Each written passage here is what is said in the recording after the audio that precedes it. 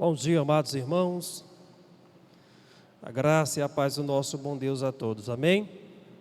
Quero convidar você a ficar mais uma vez em pé, por gentileza,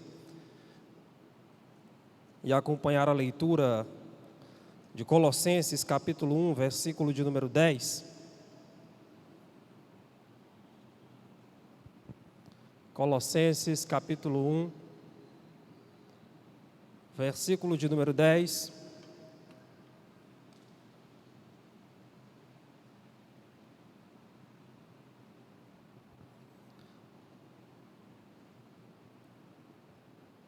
E isso para que vocês vivam de maneira digna do Senhor e em tudo possam agradá-lo, frutificando em toda boa obra, crescendo no conhecimento de Deus e sendo fortalecidos com todo o poder, de acordo com a força da sua glória, para que tenham toda a perseverança e paciência com alegria. Até aqui. Feche seus olhos, por gentileza, vamos orar.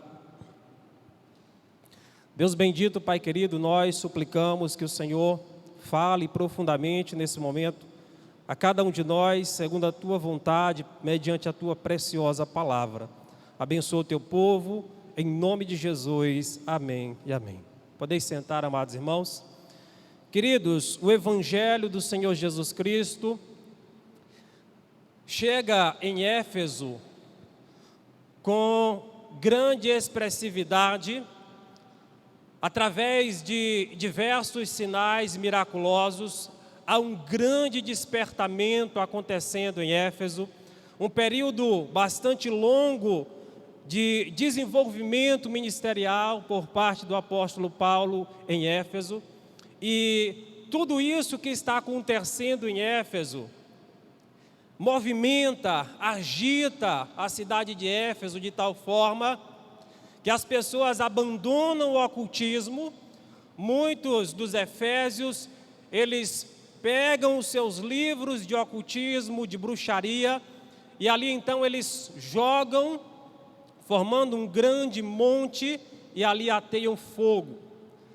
Em Éfeso, muitos abraçam a fé cristã e viram as costas para a divindade que ali era cultuada, conhecida como Diana ou também como Artemis. E esse grande despertamento, esse grande avivamento, esse grande mover da parte do Espírito de Deus, ele, como que transbordando, ele vai chegar a uma cidade chamada Colosso. Colosso não fica tão distante de Éfeso. E através de um homem de Deus, de um servo de Cristo chamado Epáfras, o Evangelho do Senhor Jesus Cristo, ele chega na cidade de Colosso. O mover de Deus na vida do povo de Éfeso, ele traz grandes repercussões, a propagação do Evangelho, cumprindo o objetivo do ID do Senhor Jesus. Epáfras é alguém que Deus escolhe, que Deus levanta para desenvolver um grande ministério na cidade de Colosso. A similaridade entre a carta de Colosso, escrita por Paulo, e a carta aos Efésios, nos chama bastante a atenção, mediante a forma como Paulo ele se dedica a fazer um combate ferrenho àquilo que for a heresia gnóstica no primeiro século da fé cristã, ali no primeiro século desse contexto. E é interessante observarmos que essa similaridade, focada num aspecto místico, e aqui eu falo com muito cuidado, místico e não mítico, tá bom? Para que você compreenda bem. Você, ao ler a carta de Paulo aos Efésios e ler a carta de Paulo aos Colossenses, você vai percebendo que ele vai traçando pontos similares, falando sobre essa questão mística. Você vai, por exemplo, para o capítulo 6, quando ele vai falar sobre a armadura de Deus, conferida a nós, os cristãos. Aí você vai observando Paulo falando sobre essa armadura, com certeza comparando a armadura de um soldado romano a um contexto espiritual.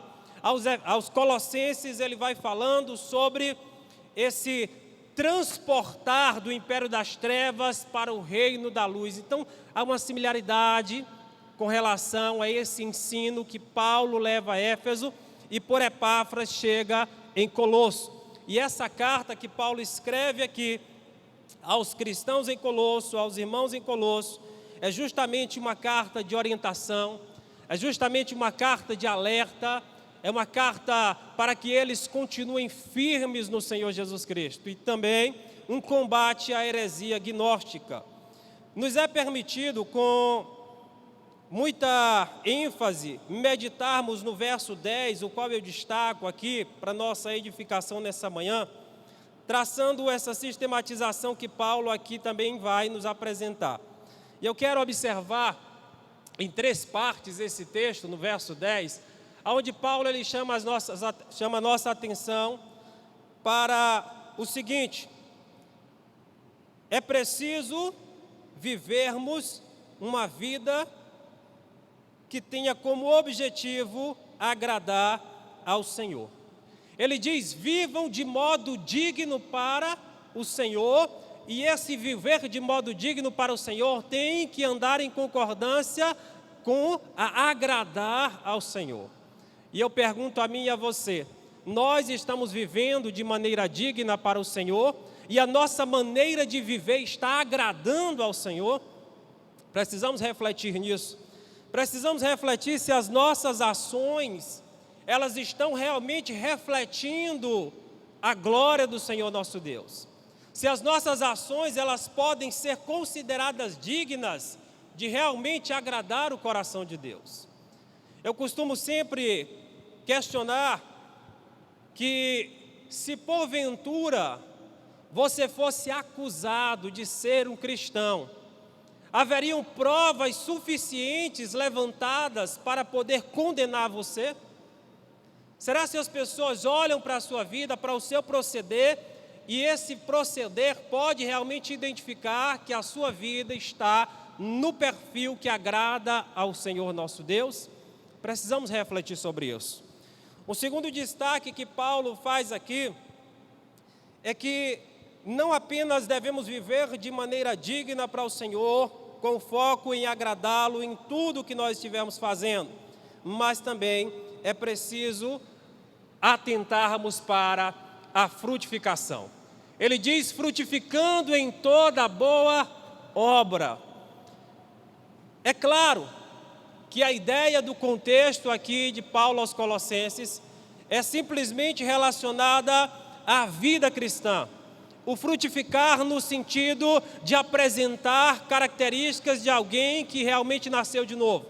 É mais ou menos o seguinte, para você entender bem. Imagine só, Samuel, você é um pé de tamarindo colocando manga. Tem lógica um negócio desse? Tem não. Se você é um pé de tamarindo, você vai ter que colocar tamarindo. Então é essa a ideia do contexto do texto, que nós precisamos apresentar realmente frutos que possam dizer que nós nascemos de novo, que nós realmente estamos ligados à videira verdadeira. Essa é a hermenêutica do texto, a interpretação do texto, mas nós podemos, sem ferir o texto, traçar uma outra aplicação aqui também. Porque nós somos chamados por Deus, amados irmãos, não para ficarmos de braços cruzados. Nós somos chamados por Deus para uma finalidade específica. Você pode abrir a sua Bíblia e marcar esse texto, segunda de Paulo aos Coríntios, capítulo 5, verso 18 e 19. Paulo aqui ele vai nos dizer o seguinte: olha, ele nos reconciliou consigo mesmo e nos deu o ministério da reconciliação.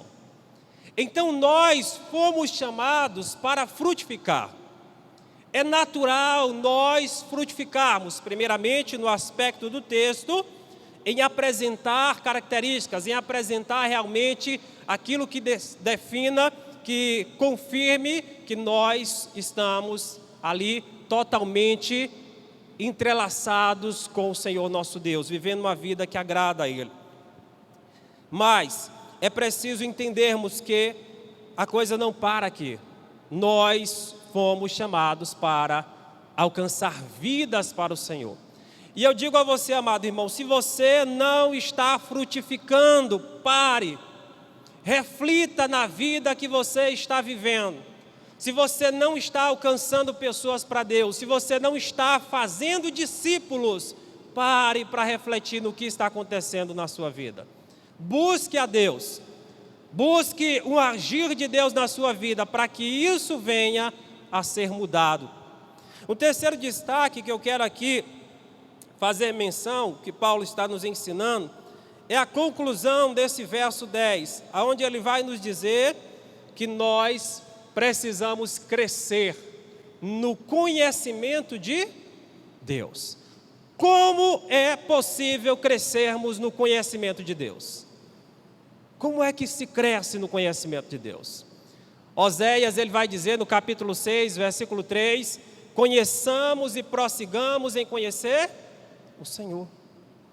É algo contínuo, é algo constante, é algo a todo momento, todo dia. Nós precisamos continuar conhecendo de Deus.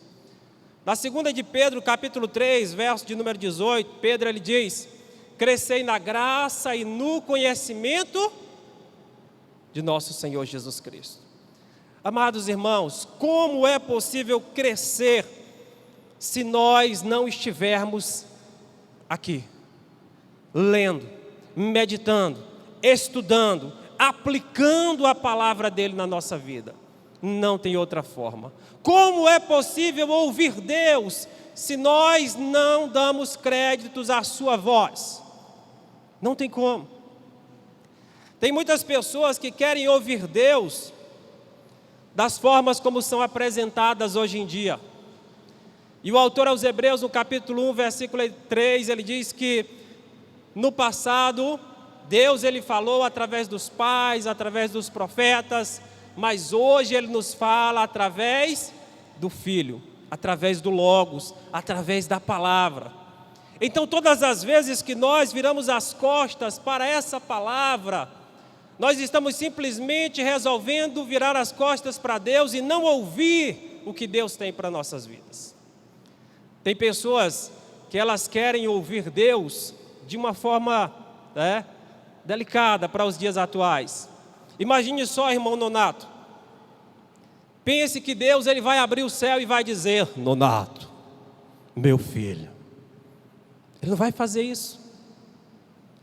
Ele não vai abrir o céu e ali ele vai falar, ele continua falando através da sua santa e preciosa palavra. Se eu e você quisermos crescer no conhecimento de Deus, precisamos nos voltar com seriedade, com zelo, com dedicação a essa palavra, pois ela é a voz de Deus, a nossa. Amém? Quero convidar você a fechar os seus olhos, mesmo assentado como você está. Eu quero orar por você nesse momento. Deus Santo, Pai bendito, nós rendemos graças a Ti, meu Pai, porque a Tua palavra, ela nos dá um norte, nos dá uma direção, Senhor, para buscarmos viver de uma forma digna para Ti, meu Pai. Ó Deus, que a nossa maneira de viver, ela possa, ó Deus, glorificar o Teu santo nome, como diz a Tua palavra ali aos Coríntios, quer comamos, quer bebamos ou façamos qualquer outra coisa, que possamos fazer, Pai eterno, com o objetivo de glorificar o Teu santo nome, Pai. Deus bendito, nós suplicamos a Ti, meu Pai, que esteja extraindo das nossas vidas aquilo que não Te agrada, Senhor, aquilo que não condiz com a Tua vontade, com a Tua santidade, Pai. Que o Senhor esteja arrancando das nossas vidas, Pai eterno, tudo aquilo que tem atrapalhado, tudo aquilo, meu Pai, que tem sido empecilho para que nós avancemos e frutifiquemos para a Tua glória. Deus, no nome do Senhor Jesus, eu suplico a Ti, meu Pai, que cada um dos Teus filhos, que cada pessoa que ouve essa palavra, Pai amado, nesse momento, possa parar para fazer uma reflexão, para fazer uma avaliação de como está a sua vida. E possa, Pai eterno, ó Deus, compreender que é através da Tua palavra, Senhor, que nós Te conhecemos cada vez mais e mais. E que nós possamos nos voltar para a mesma, Pai bendito, reconhecendo que através da Tua palavra o Senhor ministra ao nosso coração. O Senhor, meu Pai, nos conduz. O Senhor, meu Pai, nos garante, Pai eterno, triunfo em meio às dificuldades. Ó Deus, em nome do Senhor Jesus, abençoa o Teu povo. Continua fortalecendo a nossa fé. Assim eu oro agradecendo no nome do Teu Filho Jesus. Amém e amém. Deus abençoe, amados irmãos. Nesse momento os irmãos podem estar se direcionando para as suas classes.